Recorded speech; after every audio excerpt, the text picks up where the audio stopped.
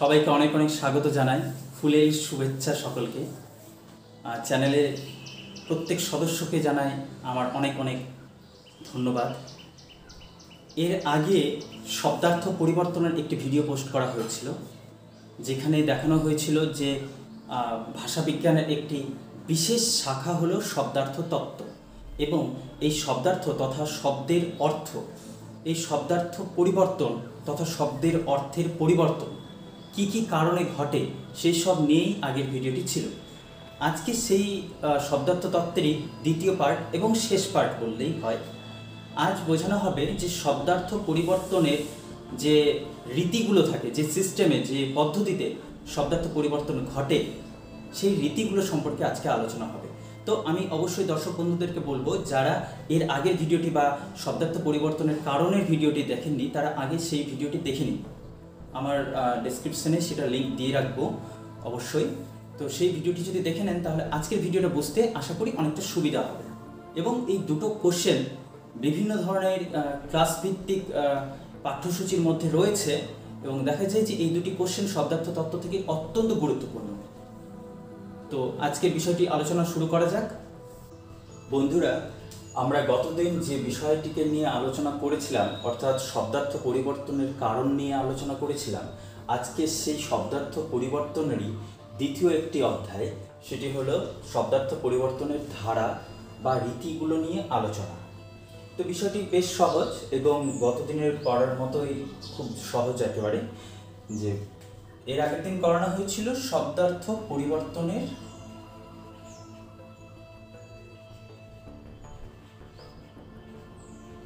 কারণ, আর আজ হবে শব্দার্থ পরিবর্তনের ধারা বা রীতি, অর্থাৎ কি কি পদ্ধতিতে শব্দের অর্থ পরিবর্তন হয় সেই নিয়েই আজকের আমাদের এই আলোচনা।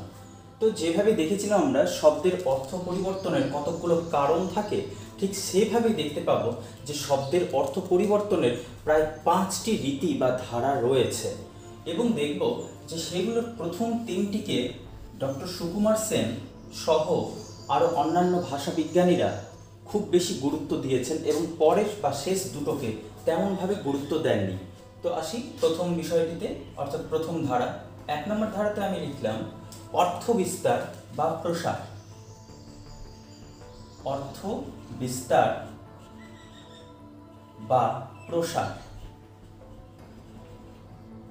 এবং 2 নম্বর ধারাটির নাম দিলাম অর্থ সংকোচ।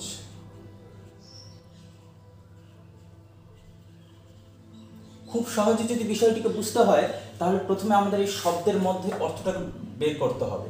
এখানে বলে দিচ্ছে বিস্তার, অর্থটা যখন খুব বেশি বড় হবে, আর অর্থ সংকোচ, সংকোচ মানে হচ্ছে ছোট বা সংকোচন, যেখানে অর্থটা খুব বেশি ছোট হয়ে যাবে।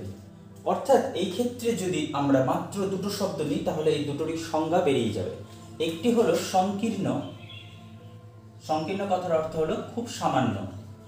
আরেকটি শব্দ হলো ব্যাপক, ব্যাপক অর্থ হলো খুবই বিস্তৃতি, অর্থাৎ বিশাল ধরনের একটা অর্থ।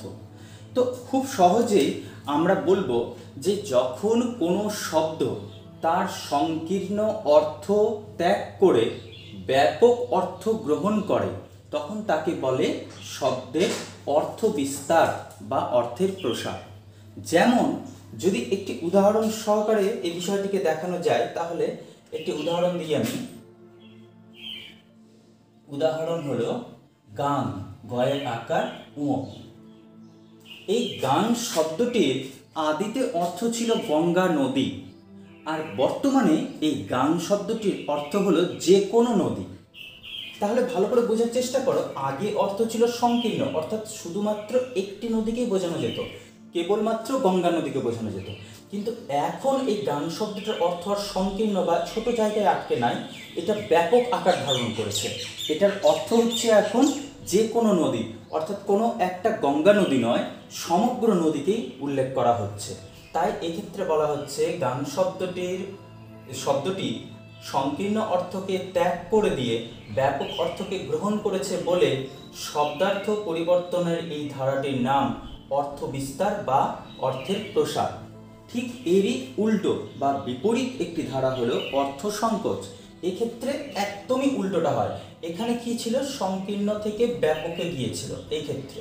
আর এই অর্থ সংকোচে কি হবে, উল্টোটা হবে, ব্যাপক থেকে সংকীর্ণ হবে, ব্যাস।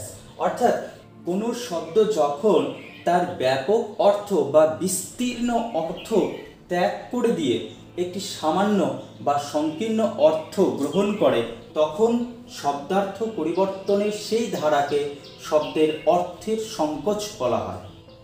যেমন একটি উদাহরণ সহকারে যদি এটিকে দেখানো যায়, তাহলে একটি উদাহরণ হচ্ছে মৃগ।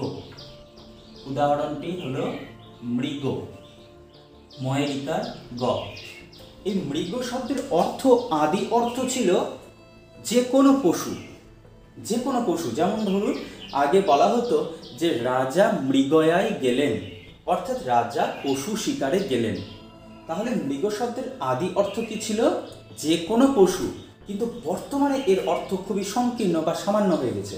মৃগ বলতে শুধুমাত্র হরিণ নামক একটি প্রজাতির পশুকেই বোঝানো যায়। অর্থাৎ মৃগ বলতে আগে ছিল একটা ব্যাপক অর্থ, যে কোনো পশুর কথা বলা হতো, কিন্তু বর্তমানে মৃগ বলতে বোঝানো হয়েছে শুধুমাত্র হরিণকে, অর্থাৎ অর্থটা ব্যাপক থেকে সংকীর্ণ হয়েছে।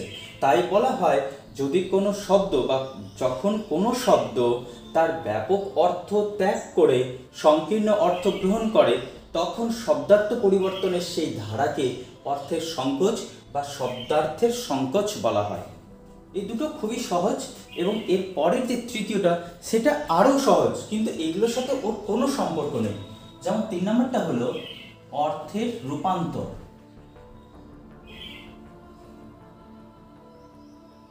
অর্থের রূপান্তর, বা এখানে অনেক নাম আছে, একটা আছে অর্থের রূপান্তর, আরেকটা আছে অর্থের সংশ্লেষ, আবার আরেকটি হচ্ছে অর্থের সংক্রম।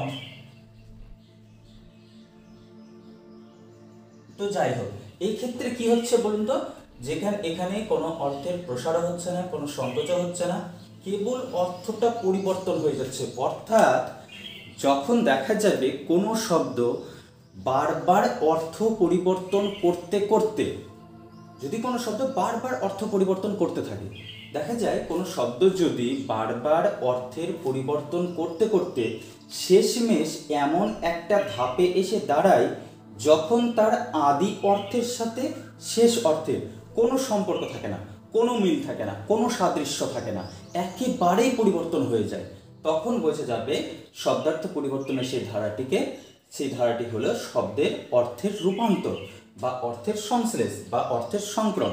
তাহলে কি বললাম, যখন কোনো শব্দ বারবার অর্থের পরিবর্তন করতে করতে করতে করতে এমন একটা ধাপে এসে পৌঁছয় যেখানে তার আদি অর্থের সাথে শেষ অর্থের কোনো সম্পর্ক থাকে না, কোনো মিল থাকে না, তখন তাকে বলবে অর্থের রূপান্তর। যেমন একটি উদাহরণ দিই, একটি উদাহরণ হলো চক্রান্ত। উদাহরণ হলো চক্রান্ত। বহুকাল আগে এই চক্রান্ত শব্দটির অর্থ ছিল চাকার শেষ ভাগ, অর্থাৎ কোনো চাকা, সেটা শুরু যেখান থেকে হচ্ছে একেবারে শেষ অংশে গিয়ে মিলছে, ওই জায়গাটাকেই বলা হতো চাকার শেষ ভাগ। এটাই ছিল চক্রের অন্ত। কিন্তু বর্তমানে এই চক্রান্ত শব্দটির অর্থ পাল্টে যেতে যেতে এমন একটা অর্থে দাঁড়িয়েছে যার এই আদি অর্থ অর্থাৎ চাকার শেষ ভাগ এর সাথে বর্তমানে অর্থের কোনো মিল নাই। বর্তমানে চক্রান্ত শব্দটির অর্থ হলো ষড়যন্ত্র। ষড়যন্ত্র। তাহলে কি দেখা যাচ্ছে, এর সাথে এর কোনো প্রকার মিল নাই, অর্থাৎ আদি অর্থের সাথে বর্তমান অর্থের কোনো মিল নাই। তাহলে আমরা কিভাবে সংজ্ঞাটিকে বলবো? সংজ্ঞাটি বলতে হবে, যদি কোনো শব্দের অর্থ ধাপে ধাপে পরিবর্তন হতে হতে এমন একটা ধাপে এসে দাঁড়ায় যখন তার আদি অর্থের সাথে শেষ অর্থের কোনো মিল পাওয়া যায় না, তখন শব্দের অর্থ পরিবর্তনের সেই পদ্ধতি বা সেই ধারাকে বলা হবে অর্থের রূপান্তর বা অর্থের সংশ্লেষ বা অর্থের সংক্রম। এই বিষয়ে উল্লেখযোগ্যভাবে বলতে পারি আমরা যে শব্দার্থ পরিবর্তনের ধারা 5 প্রকার। কিন্তু মূলত এই অর্থ বিস্তার, অর্থ সংকোচ আর অর্থের রূপান্তর, এই তিনটি পদ্ধতিকে বা তিনটি ধারাকে ডক্টর সুকুমার সেন সহ আরও অন্যান্য বিশেষ বিশেষ বা বিখ্যাত ভাষাবিজ্ঞানীরা এই তিনটি পদ্ধতিকেই সবচেয়ে গুরুত্বপূর্ণ হিসেবে দেখিয়েছেন। কিন্তু আমরা এখানে আলোচনা করব সেই 5টি ধারা সম্পর্কে। অর্থাৎ তার পরের যে অংশটি সেটির নাম হলো অর্থোন্নতি।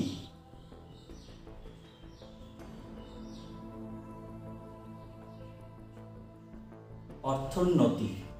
আর পরের যে অংশটা সেটার নাম হলো অর্থাবনতি। অর্থাবনতি। আমি খুব সহজে তোমাদেরকে বোঝানোর চেষ্টা করছি বিষয়টা।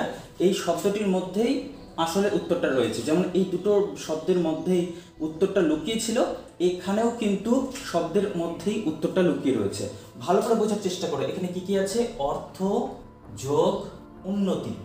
এখানে কি আছে? অর্থ যোগ অবনতি। অর্থাৎ কোনো শব্দ যখন তার মূল অর্থটাকে ত্যাগ করে দিয়ে একটা উন্নত কোনো অর্থে প্রযুক্ত হয় বা ব্যবহৃত হয়। কি বললাম? কোনো শব্দ, এখানে কি ছিল? কোনো শব্দ যখন তার সংকীর্ণ অর্থ ত্যাগ করে ব্যাপক অর্থ ধারণ করে। আর এক্ষেত্রে বলবো যখন কোনো শব্দ তার মূল অর্থকে ত্যাগ করে, অর্থাৎ মূল অর্থ দিয়েই এই দুটো সংজ্ঞা বের করা যাবে।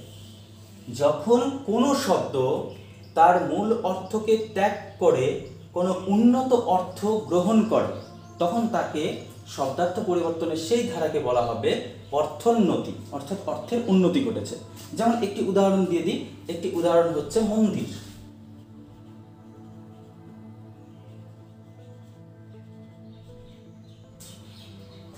আগে এই মন্দির শব্দটির অর্থ ছিল গৃহ।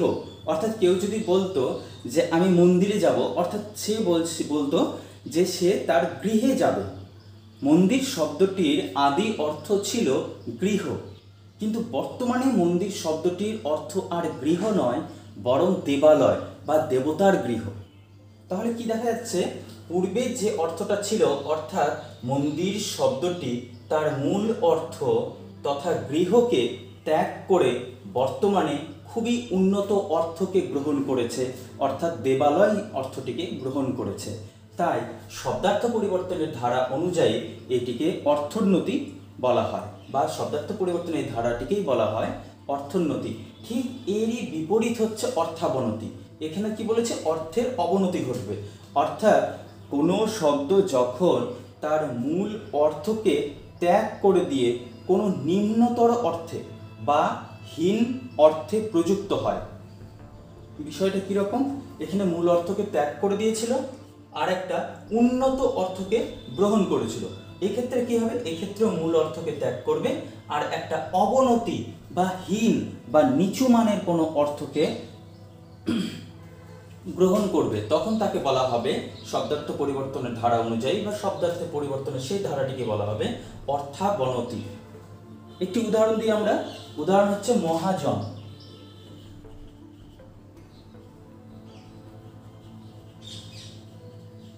মহাজন। মহাজন শব্দটি প্রাথমিক ক্ষেত্রে বা আদিতে এর অর্থ ছিল মহাপুরুষ। আগে বলা হতো মহাজনেরা যে পথে গেছেন সে পথেই প্রত্যেক মানুষের যাওয়া উচিত। এর অর্থ আমরা বুঝতাম যে মহাজন বলতে মহাপুরুষদের কথা বলা হচ্ছে।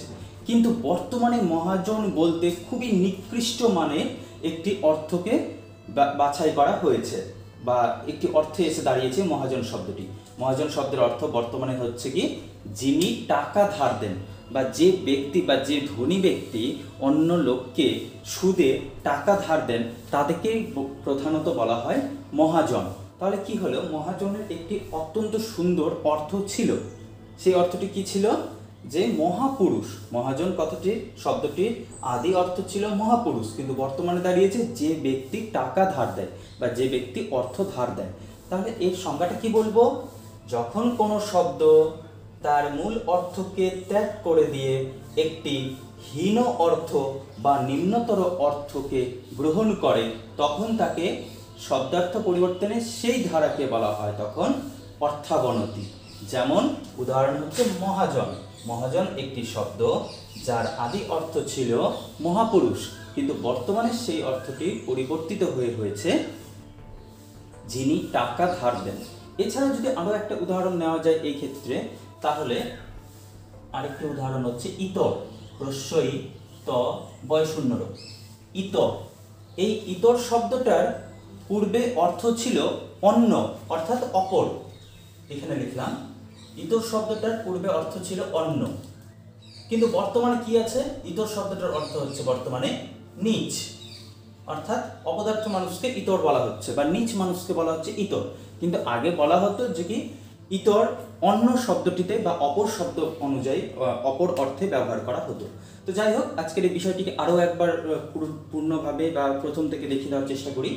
গতদিন আমরা পড়েছিলাম শব্দার্থ পরিবর্তনের কারণ, অর্থাৎ শব্দের অর্থের পরিবর্তন কেন হয় বা কি কি কারণে হয় সেই সব জেনেছিলাম। আজকে জানলাম আমরা শব্দের অর্থের পরিবর্তনের ধারা বা সূত্রগুলো কি কি বা কি কি পদ্ধতিতে এই শব্দের অর্থের পরিবর্তন সম্ভব।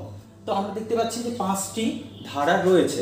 তার মধ্যে ডক্টর সুকুমার সেন সহ আরও অন্যান্য ভাষাবিজ্ঞানীরা প্রথম 3টিকেই সবচেয়ে গুরুত্বপূর্ণ ধারা হিসেবে দেখিয়েছেন এবং পরের 2টিকে তত বেশি গুরুত্ব দেননি।